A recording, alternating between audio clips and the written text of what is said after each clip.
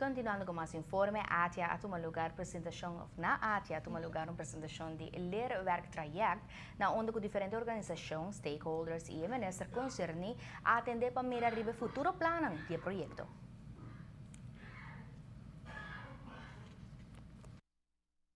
Aqui na ATIA para a apresentação de leerwerktraject e vou bisa em certo sentido do contenido na continuidade e me espera que aqui na também vou bisa institucionalização de projeto de leerwerktraject e tweede kans onderwijs. Dat is nem que reclassering bem com ideia aqui na mais ou menos 2 a 3 anos passar.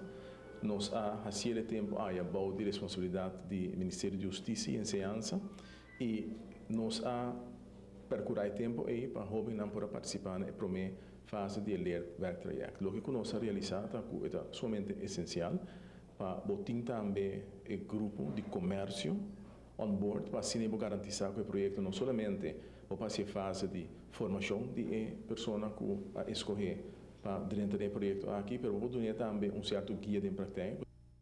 O projeto aqui está uno de qual diferentes departamentos te queda involucrado para assim por realizar isso aqui, aunque quizás no futuro isso aqui lo servirá ou mira cambio.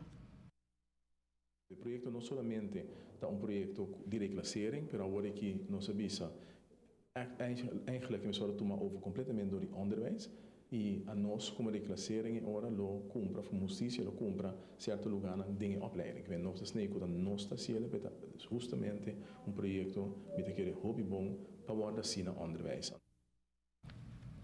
Aunque o leerplicht queda introduzir, sempre tem algum mucha culpa um ou outro motivo não está cumprir com isso aqui. Agora, o leerwerktraject abini para ajudar aqui por meio do setor privado e governo. Há uma oportunidade para dentro do setor laboral depois de passar do processo.